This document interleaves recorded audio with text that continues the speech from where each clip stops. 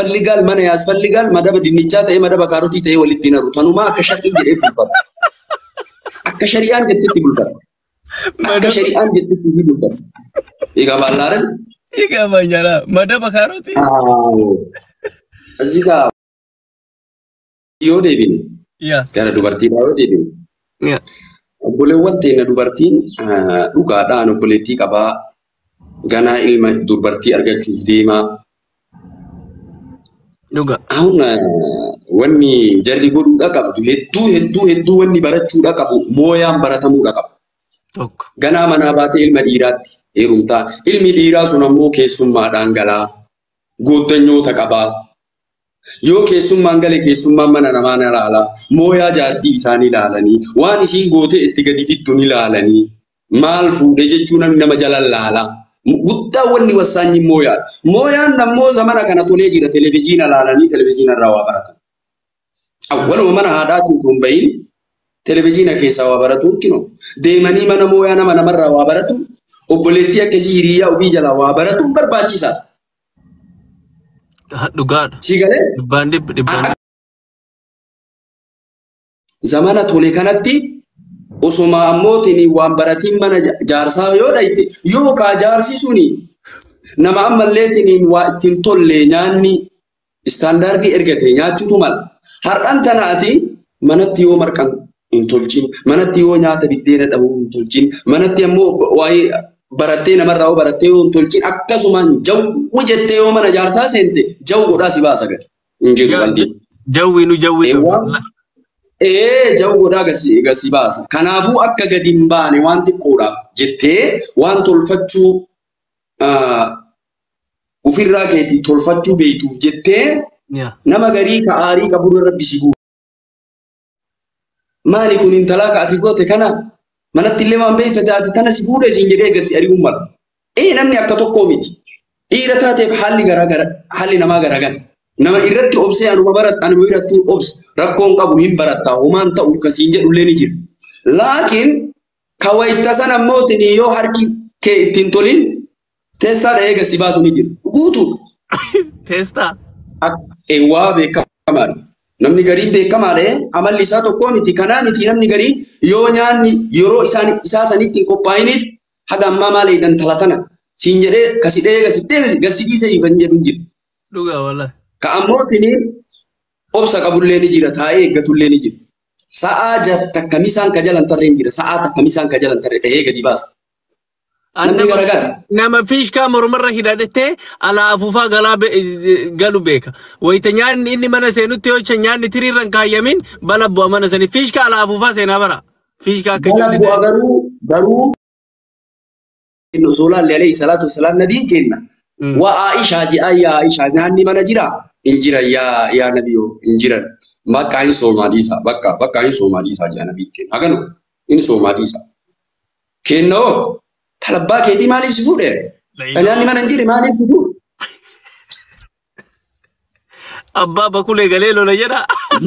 Zuurii dha'ee asraa mana jirti siin mana soddaa mana galti mana warraatti. Zuurii kabalee asraa mana jirti. Nama obsa qabu jira homaa sa'aatii wayiin qabnaa homaa walumaan teennee ni eeggadha haadha mana kiyyaa koo ka jedhuunis ni jira. Kanaaf wanni guddaan dubartiirra jiru mana keetiin mooyaa baradhu qalbii qabaadhu zamanni zaman sanatti. Zamanni zaman sana ani lafeetii obboleettiitii zamanni zaman sanatti. Wallaahi mooyaa waan guddaa wallaahi. Ilma dhiiraa mooyaan qabannaan garuu takka deemtu. Jaarsi si fuudhee keessummaan galuun mala. Mana si galee goottanyaadhaan galuun mala. Namni namatti dhufu. Mana namaa laala. Nyaata namaa laala.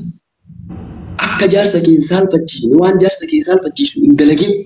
Yoo qara mooyaa namni tokkoo miti mooyatti illee dhugaa mooyaa wal tara. Yoo hin baratama wanni bartu garaa haadhaatti hin baranne isiin illee. Tuun illee garaa haadhaatti hin baranne. Walirraa barata. Televezyiina irraa barata namni. Obboleen goottanyaa isii irraa barata. Baradhu. Kanaaf obboleewwan kiyya kuni akka kiyyatti nasiyaa obboleettii kiyyaa nasiyaadha. Ammas dubartiirraa wanni ani isinii dhaamu akka obboleettii kiyyaatti akka intala argachuu deemutitti uffata kee Kamana keessa dalayduu fi ka ala keessa deemtu tokkoon shari'aa waan siin jette dhageette jaarsa kee mana keessa bareedi. Uffata bareedaa godhadhu. Fataa jedhii jaarsa kee dura deemi wayita biraa bayaan itti galan bareedanii eegan.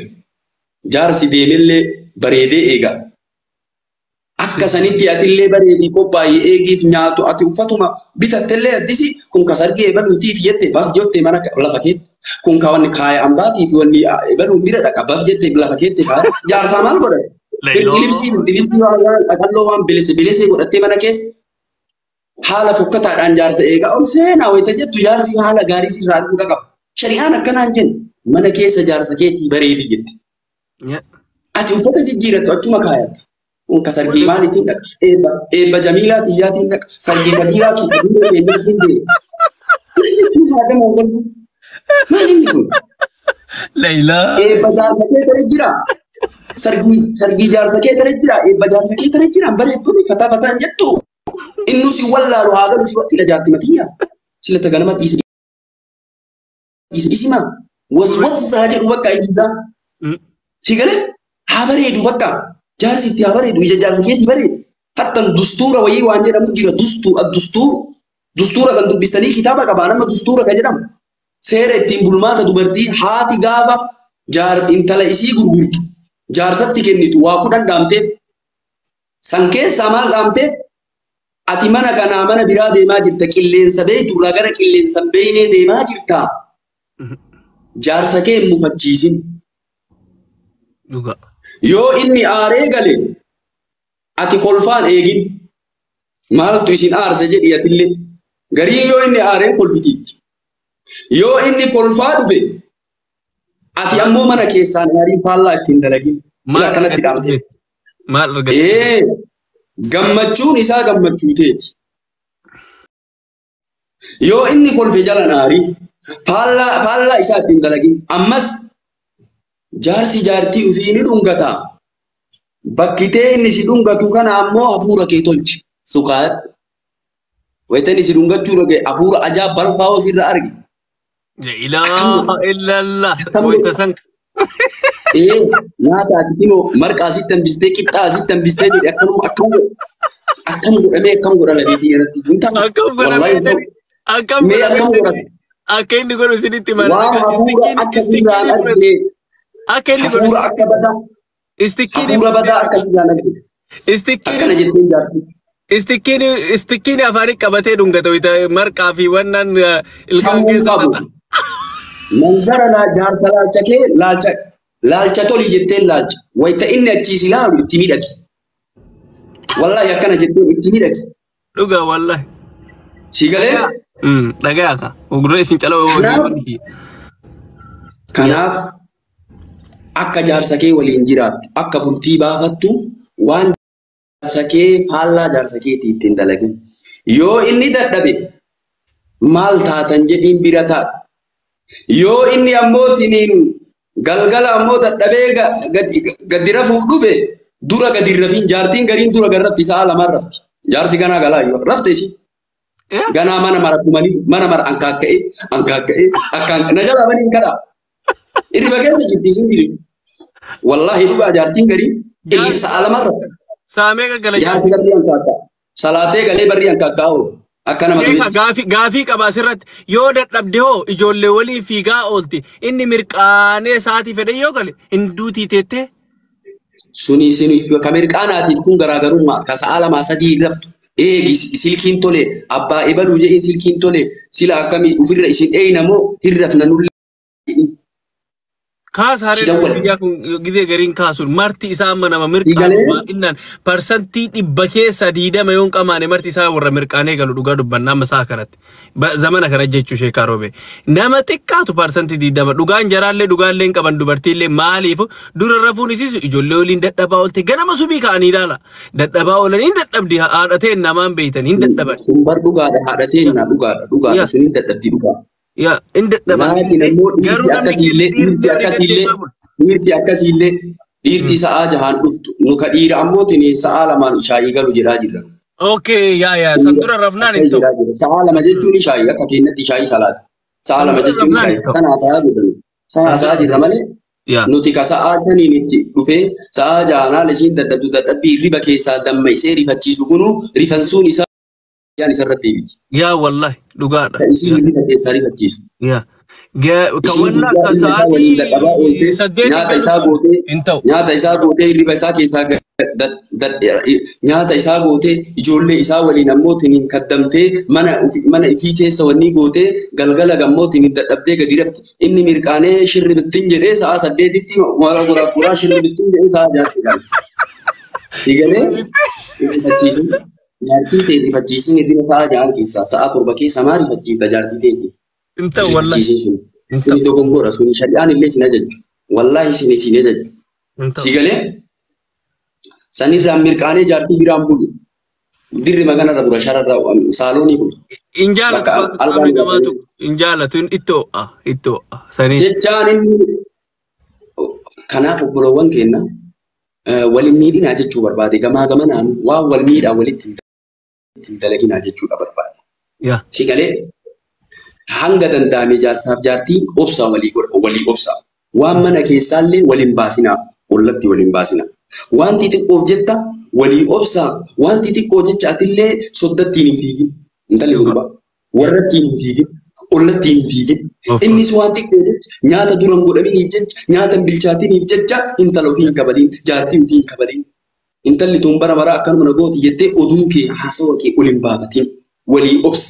Yoo ati obsitee boo haasawa ollaan kee akkas hin dhageenye. Warri keetu akkas hin dhageenye. Sigalee yaa maatiin kun maatii jaalalaati jaa. Walii obsuun barbaachisaadha. Yoo dubbima xiqqoo fiidee atillee soddatti himatte soddaan garii intalatii yaada ashkara godhateetuma halkanii guyyaa dhiitaa bulaa. Intalatii ammootiin kasoo waan soogiddaatti hin kennu waan shukkurtii ittiin kennu jedhee soddaan gaariin illee intala fuudhee achumaan hambisa. Soddaan garii intala achumaan hambisa. Soddaa gaarii yoo taate nama gaarii yoo taate tayyala. Isa deemu awwala manaa baate heerumte jedhe dhagaye jedhee jalatti lola garii. itti deebise yaa sirri Itti deebisa garii. Zamana kana ammoo soddaan gariin achumaan hambisa. Ashkara godhataa.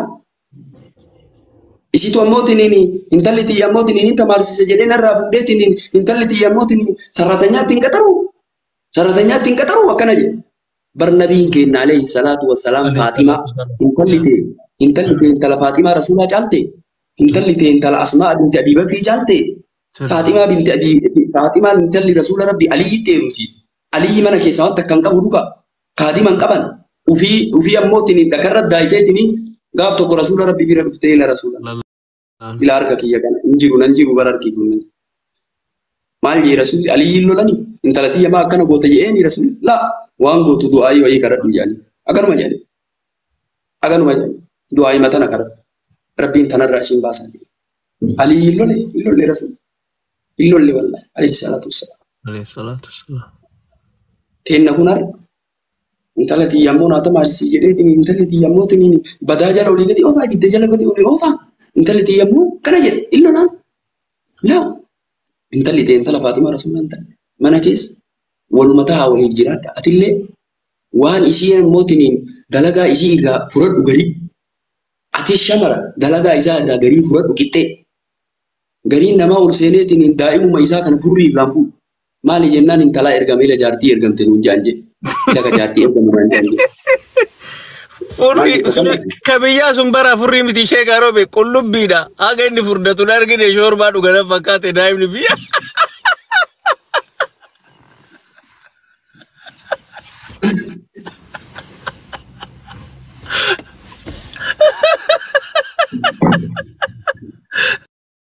Fataa isin godhuuf ishee gaaroo beekta dhumaatiin ani rafuu hidhallee beektanii sa'aatiin narraa deeme uummanni jala taa'ee dhageeffate kun illee daawwaa bareeda dhageeffatanii gorsa bareeda bamacarrasha qullubbiidhaan allah ayyaana jecha maaf jedhe.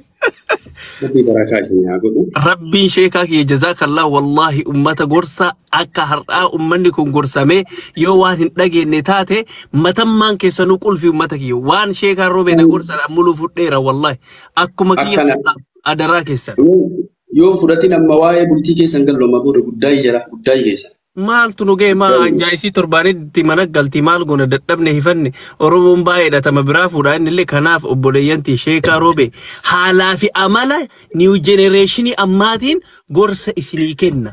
Qur'aan turra diini beekurra haala inni itti keessa jirurra wallahi dhugaa isiniin jedhaan nama waa hundaan zamana ammaa kana keessa taa'e waa hedduu irraa beeku waan ta'eef kama dhugaa baay'ee tokko isin jaaladha Sheekaa Roobee baay'ee tokko isin kabaja gorsi keessan naa ta'an dhibbatti jechuudha gizee kamiyyuu ani jaaladha amma gorsa gizee guyyaa gudhuga isinin kijibu gorsi keessan naa ta'a maaliif kaan anuun beeka waan na eeggatuuf waan ta'uu qabu namni wallaalee hin jiru garuu akkaataan isin nama himtan namni nu taa'ee isin dhageeffata isinuun quuf kama dhugaa isiniin jedha amma osoo nama garii taate daawaa namni asi jalaa iyyuu tare martu akkaataa isin nama himtanitti gorsa kara hundaan haqa jirtuunidha isinii gale kanaaf amma anillee taxaqallalee akka bufaatti ol seenee rafa rabbiin nutti haa fuudhu nullee haga waan isin argitan nu argisiisu rabbiin jazaa deebi'u wallahi qara akkamii rafte qara jechuun akkanumatti jechuun taxaqallaleetuma rafaa gasilaa duraaf jedha waan jarri ittiin awwaaltu sanii raftaa jechuun akkuma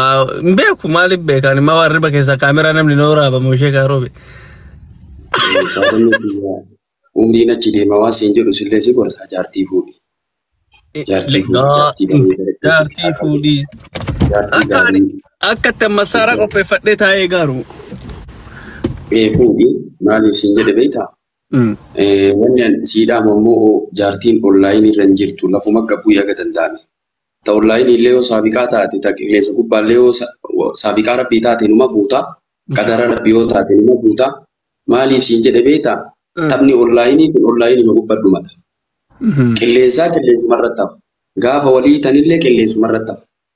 Har'a fuuti tun online taate abbeeraan online soddaan online gandi online duraan namni lafatti gadi bu'ee salaamtaan online gosa qoratee abbaa ebaluuti jedhanii taganda akkanaati jedhanii walii kenna yoo gadhiisuu barbaadee wal lolanillee gosa sanii dhaba ganda sanii dhaba abbaa sanii dhaba obboleessaaf dhaba har'a ammoo wanni marti online eenyu dhaba abbeeraan online irra jira obboleessi online irra jira abbaan online irra jira gosti online irra jirti gaafa wal dhabanillee qilleensumarra wal gatan qilleensumarra ta'a. Ammas wanni dhaamu sheekotii warri online irra qaraasiftan jaarsaaf jaartii jedduu asirratti haasawan jaarsummaan seenina haga dandeettan haga dandeettaniin jaarsaaf jaartii asirratti baatee jaartiin ebaluun himatte jaarsi ammootiin hintala jaartiin fi asirratti himatu haga dandeettaniin lafatti dho'isaan karaa keessaatiin fixa malee kun shari'aan illee bira dabraa jira nam aadaa safuu Oromoo illee cabsaa jira akkanatti